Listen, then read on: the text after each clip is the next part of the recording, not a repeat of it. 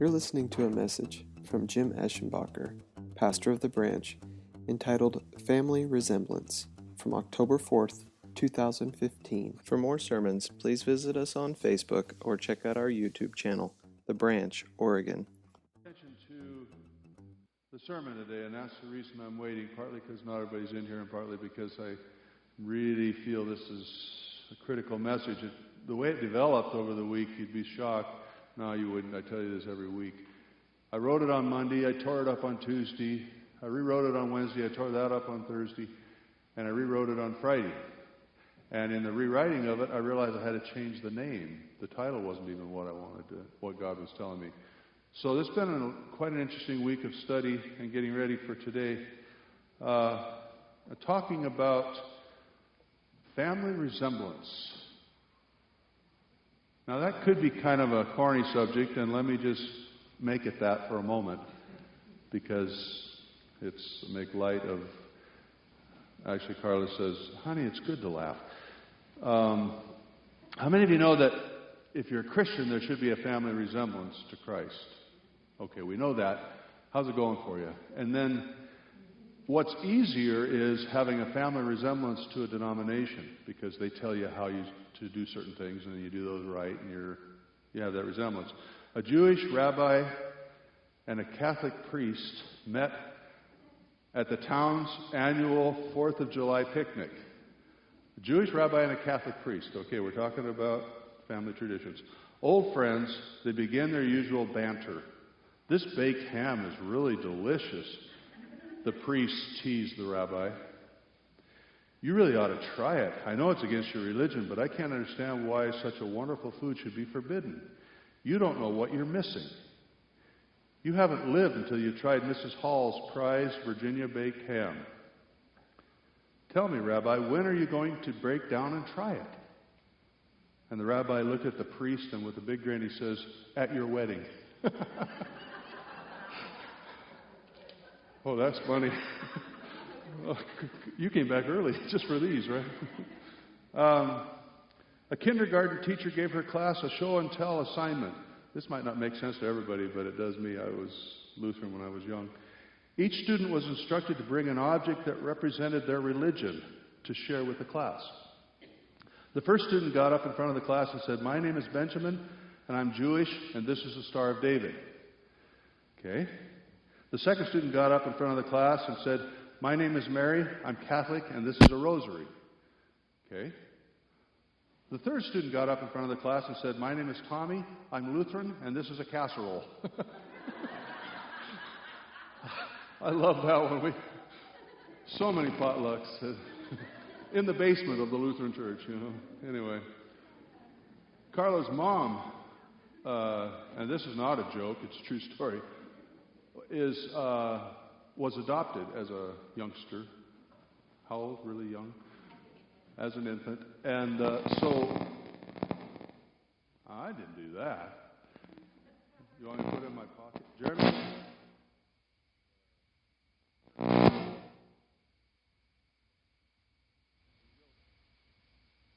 Oh, my hair got in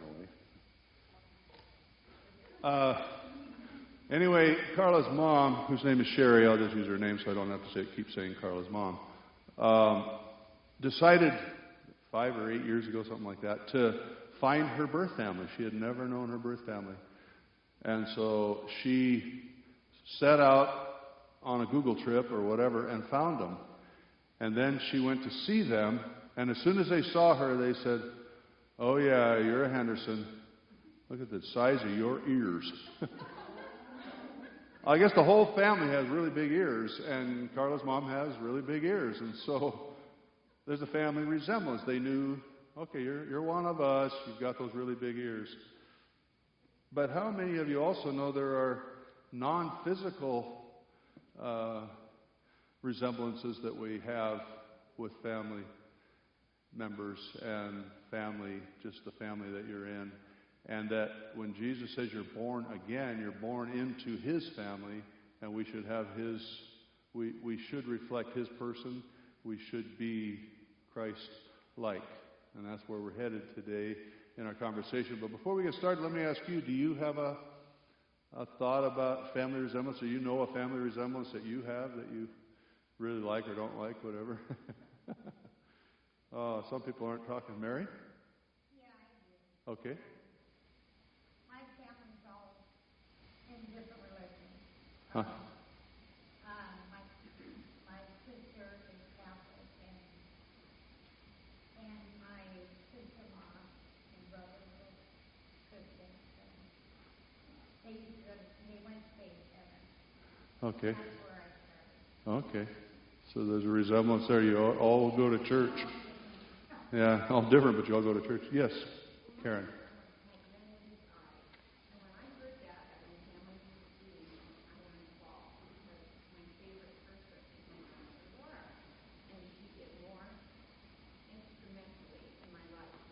Well,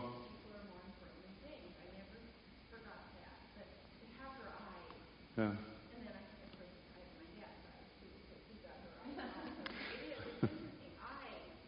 Yeah. Yeah. Cool. Yeah. Yeah.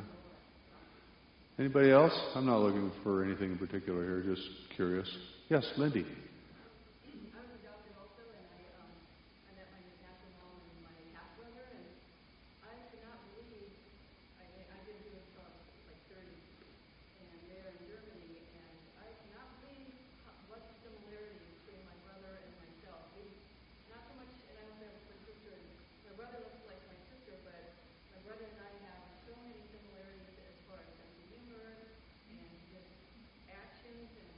Huh. Yeah. Isn't that interesting? Yeah. True. Andrea. Andrea. You know, I'm trying to stay away from that one pronunciation.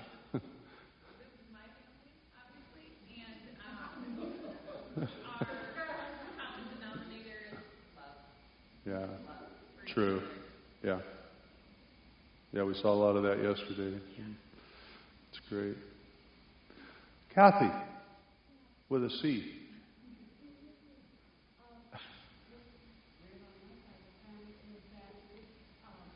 My mom, everyone must have been left-handed way back when you were originally in school.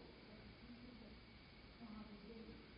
She was using my left hand and my right hand. Oh. So they would clap their hands and they would use their right hand. And yet every boy on my side of the family are all left-handed. Huh. And that's a throwback from my mom. Yeah. Isn't that something? See, we've heard a lot of thoughts about family similarities or family familiarities or family resemblance.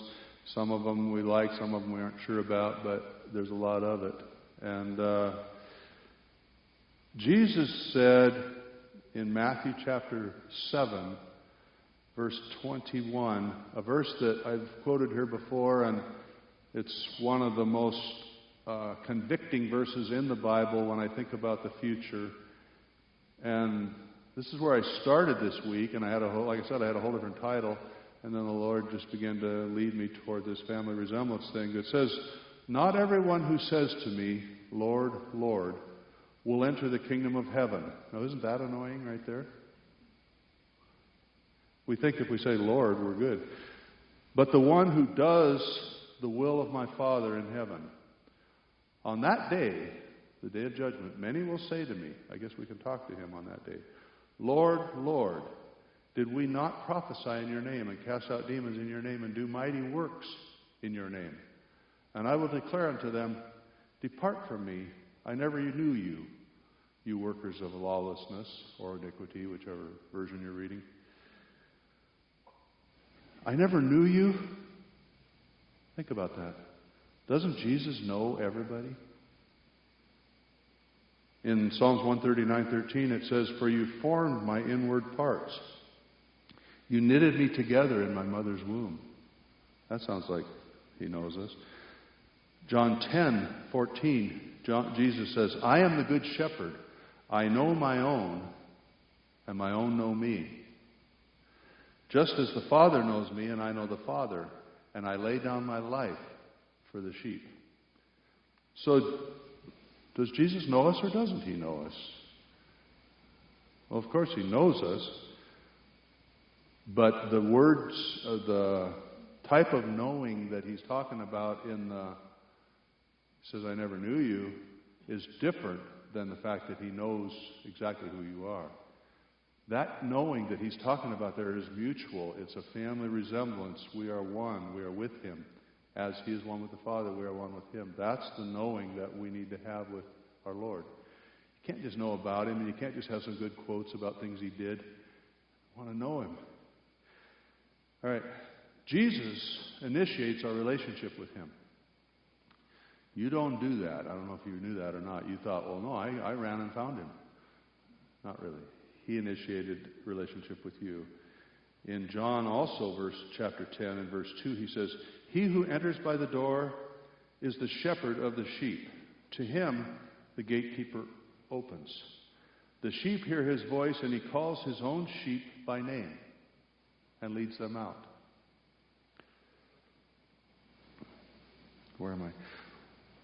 When he has brought them out when he has brought out all his own, he gathers them before I'm sorry. I've got to get better glasses. Oh, I'm not wearing them. He goes before them, and the sheep follow him, for they know his voice. Now, have you ever heard Jesus call your name? Let me see your hands. Okay, Wayne has. Randy has, or Mike, whatever you want. Which name are you going by today? Whichever one I use. I think I can honestly say I have never heard Jesus say Jim or James or Jimmy to me. Carla calls me Jimmy, that's why I throw that in. But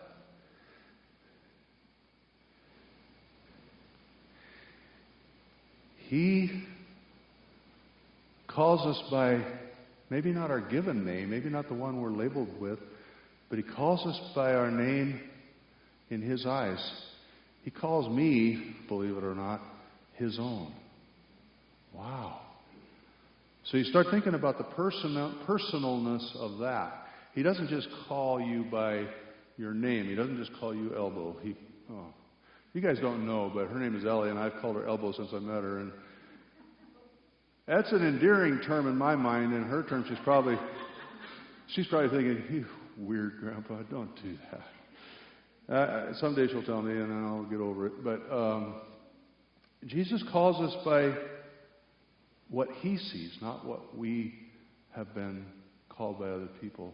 So that's why I say maybe you haven't heard him call your name, but you have. If he calls you his own, calls you his servant, calls you his child, calls you chosen, calls you loved, he's calling you by your name.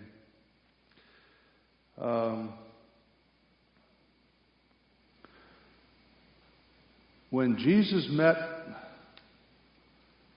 Peter, his name wasn't Peter. His name was Simon. And Jesus changed it to Peter. Or if you're reading some Bibles, it says Cephas, C-E-P-H-A-S. That's just the Aramaic version of Peter in Greek. So don't get confused by that. It's just two different languages that were being used at that time. Why did Jesus do that? Let me read you the exact verse. John 1:42. Jesus looked at him and said, "So you are Simon, the son of John. You shall be called Cephas, or Peter." We can only speculate why. He doesn't give his reasons. First of all, there was another disciple named Simon, so there was a practical reason to change his name. So when he hollers Simon, they don't both come running. But Jesus was God, so there's more than a practical reason at stake here. There were also two Judases, and he didn't change them. So what was he doing? Simon, the name, didn't come through the ages with clarity.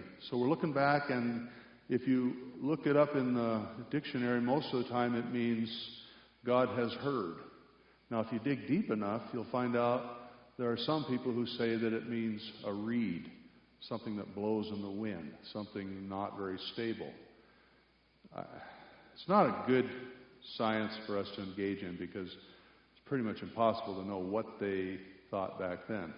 Now, Cephas, or Peter, comes from Petra. Rock is still the same today. So we can chase that one all the way back. Petra, Peter, meant the rock.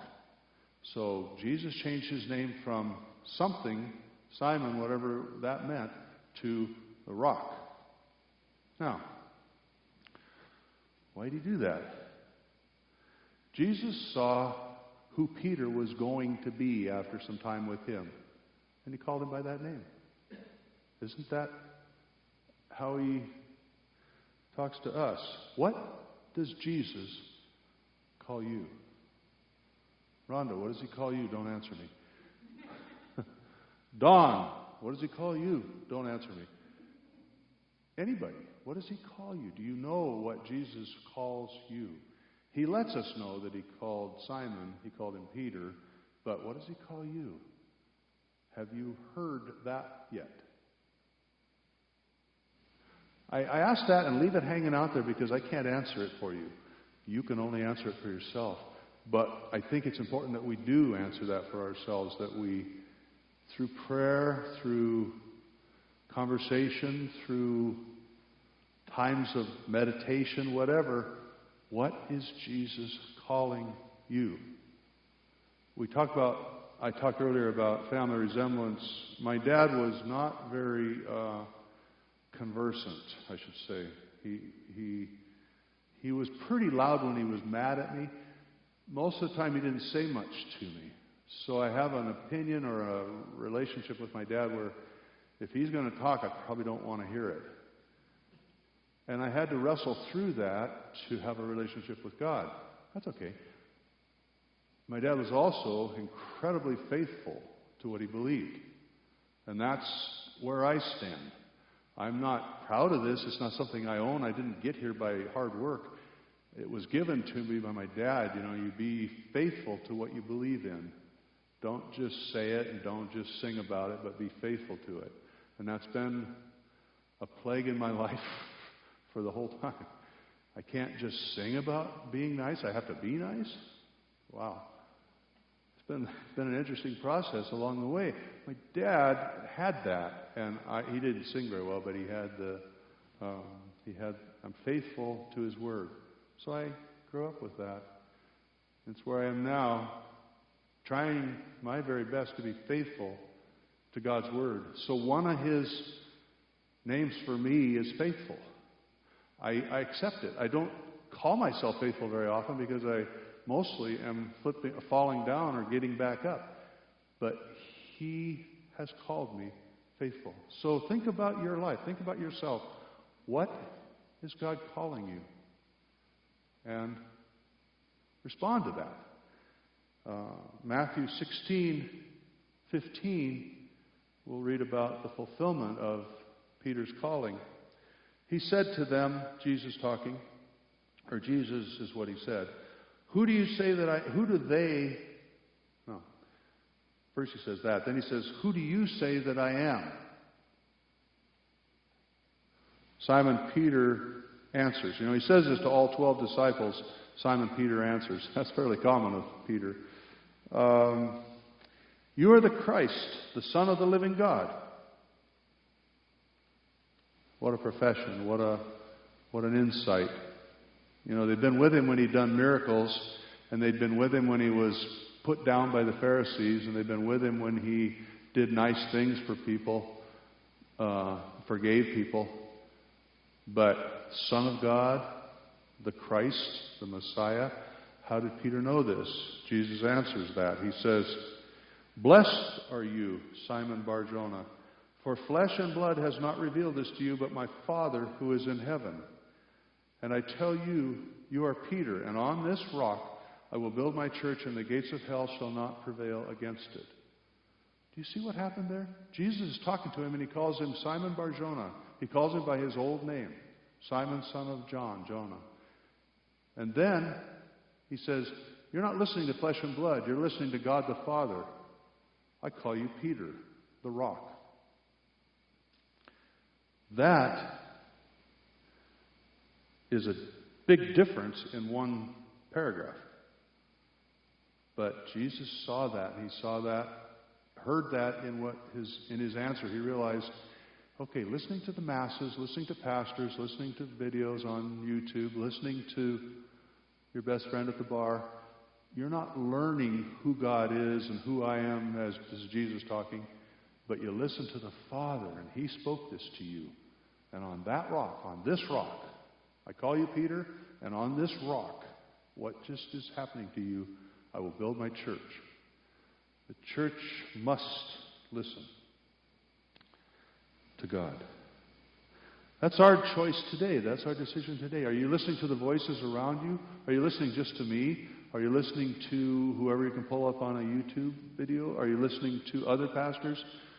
Stop it. No. Are you listening to... who are you listening to? Because God spoke to Peter. The Father spoke to Peter. That's what Jesus said. Did He say it audibly? Probably not. It's not been my occasion in life to hear the Father audibly speak. Some of you may have, and I'm not discounting that. That would be absolutely wonderful. But for some reason, He doesn't share with me that way. He teaches me through His Word, and He teaches me through a sense that I get. Oh, this is the right thing to do. Oh, you know what? That would be the wrong thing to do, so this is what's left here. I call this the right thing to do. And then I hear the Lord in that. It's not like I heard Him say, "Hey, Jim, it's me, God." It's more like, if I choose this, man, my selfishness is excited. If I don't choose this, my selfishness is really upset about that. That might be a more godly way to go. And also my love factor is going up. What was that called by that one verse? Love quotient or something? Yeah. And I shouldn't be talking to Carla during this sermon, but, we talk all the time on preparing it, so... it's our decision today. Are we content to listen to the voices of people? Are you happy with that? Or are you insistent on hearing the voice of God? Are you insistent on knowing that voice? If you really want to hear the voice of God, if you really want to know what He's telling you, tell Him that. And then listen. And accept what you hear. Be changed by what He tells you. Don't just think, well, in the multitude of, if a whole bunch of people agree, then I'm a good person, I guess. Don't go there. God, what are you calling me? And I guarantee you that if God is calling you, He's not calling you to the basement. He's calling you up. So listen to what He's saying to you in that regard. Look again at the verse we started with. Not everyone who says to me, Lord, Lord, will enter the kingdom of heaven, but the one who does the will of God. Is Lord a title that you use? Or is it a description of who He is in your life? Because that's whether or not He knows you. If you just say, Lord, thank you and help me with this, is it just a title? Is it just like saying, hey, Jim? Or is it, you are my Lord. You are the person I completely adore, admire, and give my life to, and will pattern my life after your words. Is that what you're saying when you say Lord? Because He said, many will say, Lord, Lord. Don't hide behind that. Don't hide behind the fact that you go to church and your pastor says Lord when he prays. Don't hide behind that. Know Him as your Lord. That's knowing Him. Now, the church is built on hearing God. I just mentioned that. And in further down in John, He says, my sheep hear my voice, and I know them, and they follow me. We talked about hearing Him call your name. We have to teach ourselves. I'm distracted here. We have to teach ourselves to hear God. We have to, and teach might be the wrong word. We have to give ourselves to hearing God. It's not like, well, I'm going to wander through this day and see if God has anything to say to me. You're going to hear a lot of things in that day. It's more focused than that. And God knows, Jesus knows, they know, all three of them know what your intent is. Whether your heart is completely anxious to hear from Him, or whether you just say that because you think it's the religious thing to do. Be honest with God. Knowing God requires a lot of honesty on our part. And we have to say, and I say this every week in the process of putting together a message, Lord, are you telling me this, or am I making this up so that I can sound good to somebody? Or what's going on here? And I'm serious. He knows that. He knows how serious I am about that. And I believe He honors that. He honors my sincerity and my desire. What is your desire? This is my desire to honor you, Lord. Is that your desire? Not just to say the name and not just to be included in a group of people that say that name, but is He your Lord? And does He know that? All right. Jesus uses the sheep metaphor a lot, and that's what I've been dealing with so far. It's a good description of our weakness and our need for a shepherd. You know, sheep without a shepherd are, especially back then when they didn't have fences and pens and corrals, they're lost. They wander, they fall off cliffs, they get entangled up in bushes, they just struggle.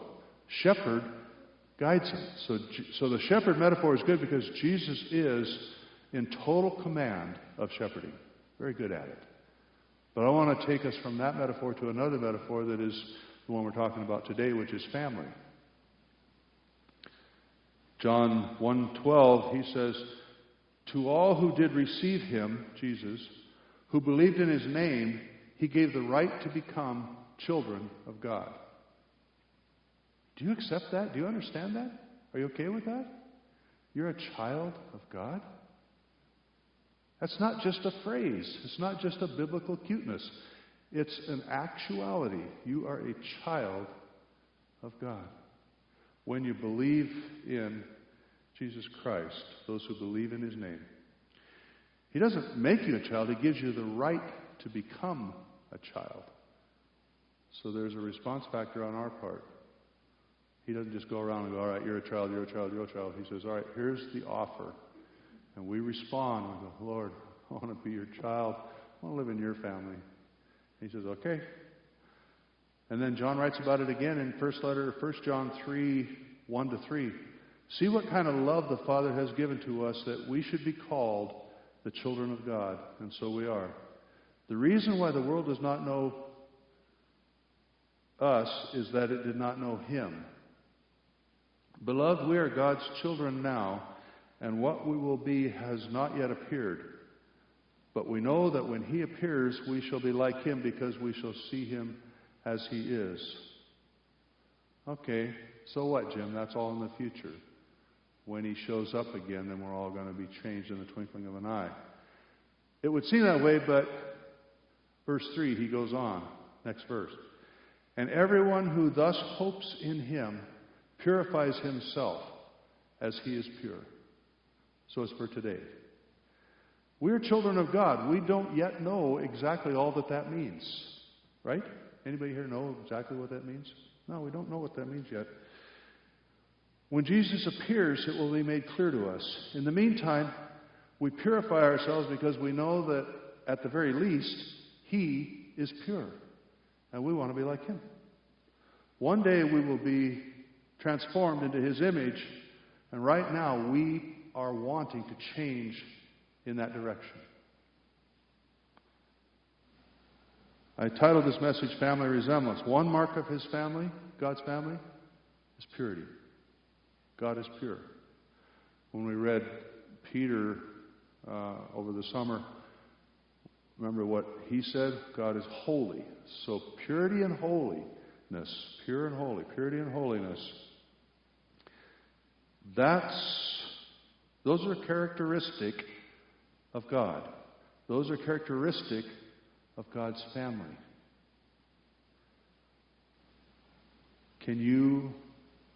Can others see the family resemblance when they see you?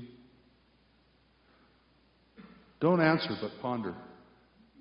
Can you see the family resemblance?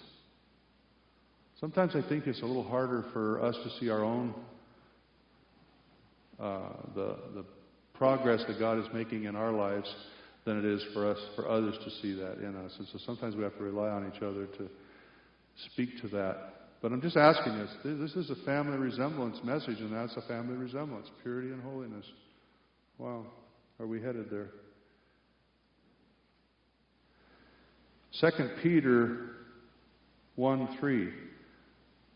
His divine power has granted to us all things that pertain to life and godliness through the knowledge of Him who called us to His own glory and excellence, by which He has granted to us His precious and very great promises, so that through them you may become partakers of the divine nature, having escaped the corruption that is in the world because of sinful desires. By the power of God, we have escaped our former ways. Did you know that? You didn't just decide not to do those things anymore. The power of God empowered you to escape that snare. Now, instead of our old family characteristics, we now partake of His divine nature.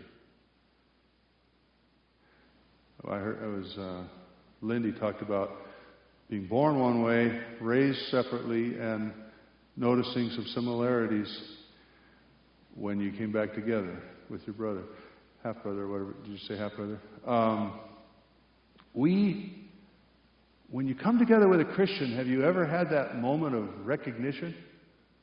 Oh, we're brother and sister. We know each other. I know Chuck does that regularly, and he loves it. Now, that's another thing we need to pay attention to. Do you love God's family? Do you love when you see the family resemblance in somebody? God's family resemblance. Do you love that? Or is it kind of annoying, or is it a competitive thing? Or I don't know. That's not in my notes, so I won't go there. Set your sights on the goal as described in the Bible. Set your sights on the goal. Purity and holiness is described. Set your sights there. If you're not pure and holy, set your sights there. None of us is pure and holy. But our eyes go there. Our thoughts go there. How many times do runners not make the goals that they've set? Probably mostly, right? I don't know. I ran, and I remember setting goals and not making them. If you're a weekend runner, you just give up.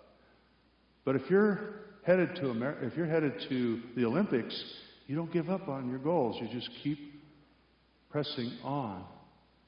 You try harder, you change your tactic, you get more information, you learn how to breathe better, you learn how to lift your legs better, you learn how to push off better. All these things that help you be a faster runner. We are trying out for the Olympics. Actually, we're doing more than that. We are trying out for the greatest prize of all, eternity with Jesus. Now, I realize that what I just said sounds performance-based, and I am not teaching that we are saved by performance or anything like that. That's a different sermon that I could teach, but I'm not teaching it right now. Jesus said in the text that we're working from, those who will enter the kingdom of heaven are those who do. Did you hear that word? The will of my Father. Not think it and not ask Him to do it through them, but they do it. So there is some aspect of doing that is critical to us. And another characteristic of God and His family is that He does. The Bible constantly reminds us of what God has done. And that brings me to the final point of this message. We're not saved to sit around and stay saved. We're not saved to sit in a bubble and stay away from all those sinful people. Jesus said, "Go ye therefore into all the world and make disciples." Go and make. final point here of God's family. It's not, now let me tell you something. This is not a full description of the family of God. This is just a few points, and I'm just getting to this one. We're a part of the only family that matters eternally. God's family. The family of God. Ephesians 1:5 in Jeremy's favorite version, New Living Testament, New Living Translation. Ephesians 1:5. God decided in advance to adopt us into His own family by bringing us to Himself through Jesus Christ. This is what He wanted to do, and it gave Him great pleasure. Thank you, Jeremy, for reminding me of that version all the time, or sometimes. But guess what? As beautiful as all that is, not everyone is in the family of God. Not in our family with us. You and I are in the family of God through adoption. We've heard, how many of you were adopted? Okay. How many of you, one of your parents was adopted? Carla, raise your hand. There's adoption all the time. My family adopted 3 kids. Adoption goes on, and it's a very important part of the relationships between families and people. Don't you think? Adoption. Well, guess what? God adopted us. He adopted children. And God's family is real. I mentioned that earlier. You're in a real family. Does that make you glad? Are you proud of your heritage in God? Proud, using that word properly or kindly? We're looking at a dynamic of God's family that is unique. He is seriously into adopting. If He wasn't, we wouldn't be here. We're not Jews. We weren't chosen out of the earth to become God's people. We were adopted in through Jesus Christ. I'm going to read a piece of in Revelation. Now, we've been adopted in, and some of you get this, some of us I don't think get it quite right. We've been adopted in to the Lord's house, to the Lord's table, His feast, His banquet, and the table's not full yet.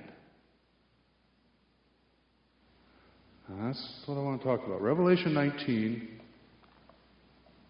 I'm not going to preach Revelation. Those of you that have asked me to do that, I've given you my reasons. Don't know enough. I'm not sure about enough. In verse 6, he says, John says, "Then I heard what seemed to be the voice of a great multitude, like the roar of many waters, and like the sound of mighty peals of thunder, crying out, 'Hallelujah, for the Lord our God, the Almighty reigns. Let us rejoice and exult and give Him the glory. For the marriage of the Lamb has come, and His bride has made herself ready. It was granted her to clothe herself with fine linen, bright and pure. For the fine linen is the righteous deeds of the saints.' And the angel said to me, 'Write this, blessed are those who are invited to the marriage supper of the Lamb.'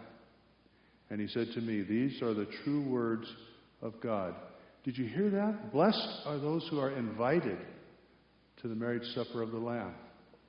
That's our responsibility. That's how we partake of the nature of God's family. We invite people to the marriage supper of the Lamb.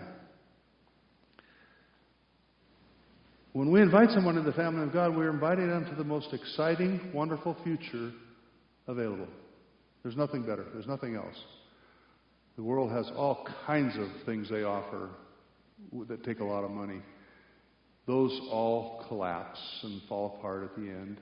And when you die, you can't take that with you. But Jesus told a parable about a feast, remember this, which had a group of invited guests who made excuses why they couldn't make it. Remember that?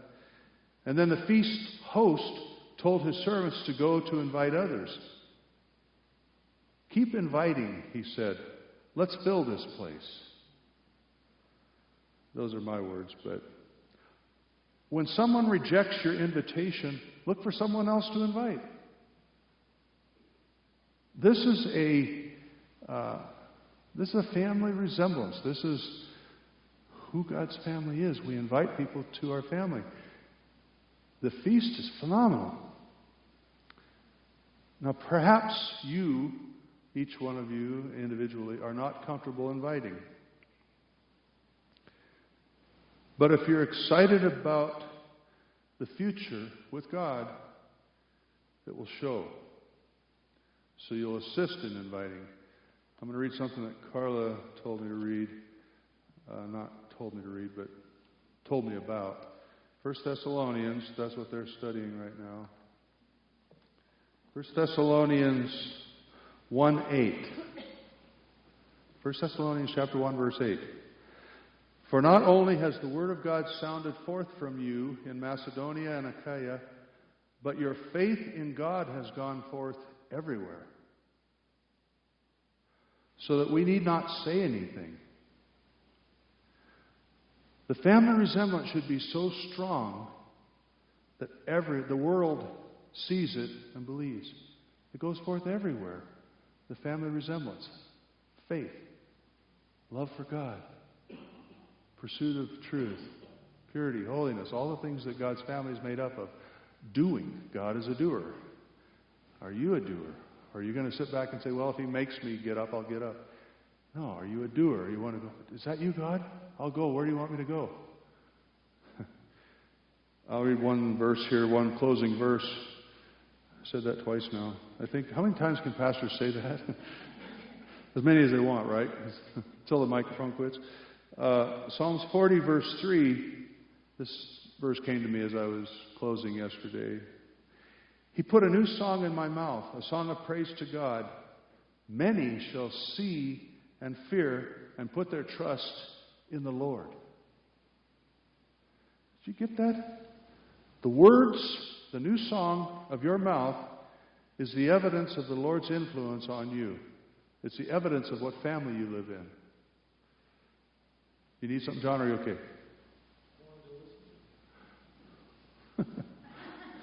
I'm done. No, but thank you, John. The evidence that you are in the Lord's family has an impact on the world.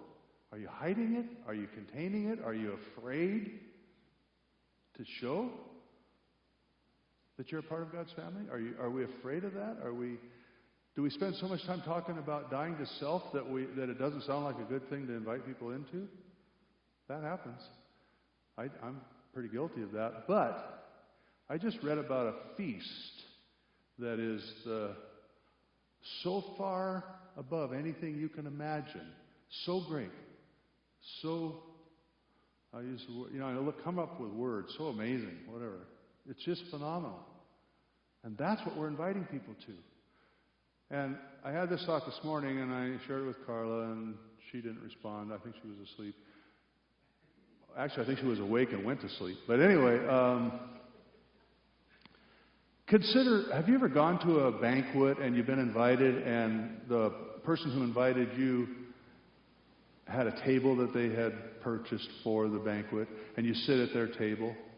Well, I thought about that, and I thought it's a poor example, but it's kind of like individual churches. We are a table. So invite people to our table at the big banquet. Have them sit with us. And that is one of the values of church, is we gather together unto the Lord.